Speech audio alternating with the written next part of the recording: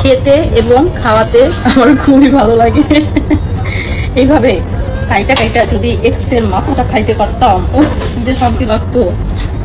অনেকে বলেন না শান্তি কিসে, শান্তি হচ্ছে এক্সের মাথা খাওয়াতে। ইস, শাল আমার উপর যে অন্যায় অবিচার করছে ওর উপর ঠাড়া করো।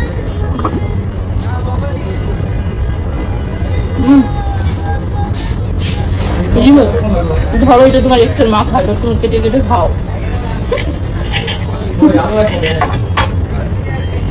এক্স তোর মাথা কেটে ওভাবে অনেক ভরা ভরা খাবো।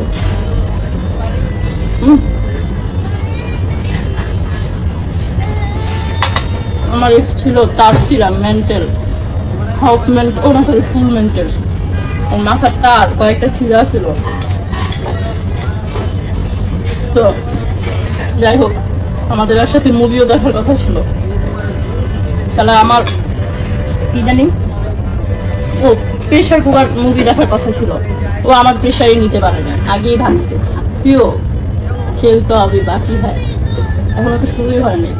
সময়ের রিমু বলে সে নাকি খাওয়াতে এবং খেতে অনেক ভালোবাসে, তাই তো সবাইকে খাওয়াতে অনেক বেশি পছন্দ করে সময়ের রিমু।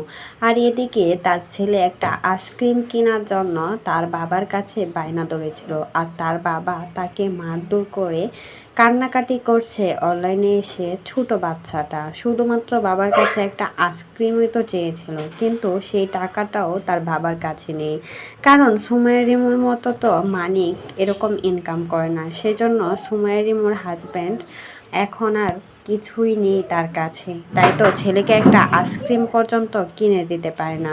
আর এদিকে মা একের পর এক অন্য বেটাদের সাথে নেচে গেয়ে মস্তি করে বেড়াচ্ছে, আবার ভিডিওতে এসে বলতেছে যে আমি খাওয়াতে এবং খেতে অনেক বেশি পছন্দ করি, আর ওইদিকে ছেলেটা না খেয়ে কান্না করছে। ভাবা যায় এরকম নিষ্ঠুর মা মনে হয় পৃথিবীতে আর একটাও নেই, যে কিনা নিজের সন্তানের খোঁজ খবরটা পর্যন্ত রাখে না, নিজের স্বার্থের জন্য নিজের লাইফটাকে এভাবে এনজয় করার জন্যই কিন্তু মানিককে ছেড়ে আসছে। ছেড়ে আসার যখন শখ ছিল, তাহলে তারাই কেনই বা এই বাচ্চাটা নিল?